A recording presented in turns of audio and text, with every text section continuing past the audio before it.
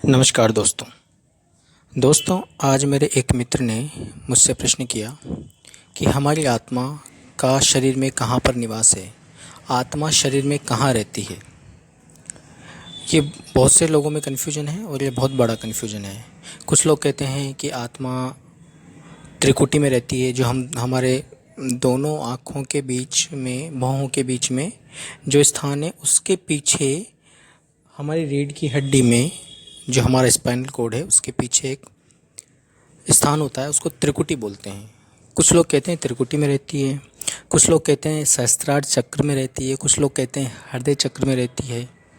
तो आत्मा कहाँ रहती है, ये प्रश्न पूछा है और इसका जवाब हम आपको देते हैं। आत्मा समस्त जगत में समान रूप से व्याप्त है। आत्मा समस्त जगत में समान रूप से व्याप्त है। वो कहीं ज़्यादा और कहीं कम नहीं है। जहाँ भी है सभी जगह पर बराबर व्याप्त है। हमारे शरीर के कण कण से लेकर शरीर के सभी अंगों में, चाहे वो आंतरिक हो या बाह्य हो या मन के स्तर पर हो, सभी जगह पर आत्मा समान रूप से मौजूद है।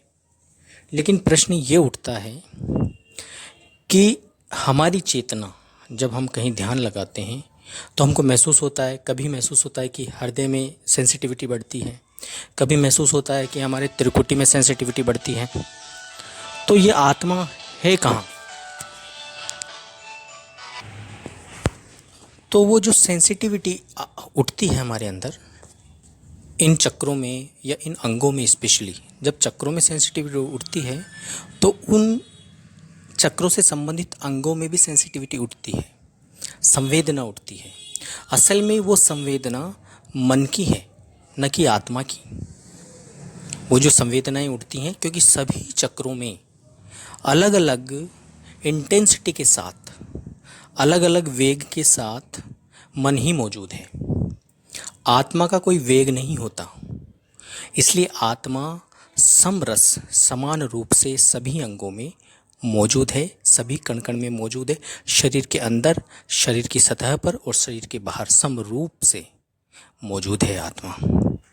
इसीलिए कुंडलिनी जागरण की साधना, ध्यान की साधना और किसी भी तरह के मंत्रों की साधना, सुमिरन की साधना, ये सब आत्मा प्राप्ति के लिए व्यर्थ है।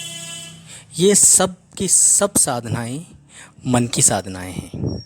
इसलिए यहाँ से ये स्पष्ट होता है कि हमारा मन और आत्मा शरीर में कहाँ कहाँ पर व्याप्त है। धन्यवाद।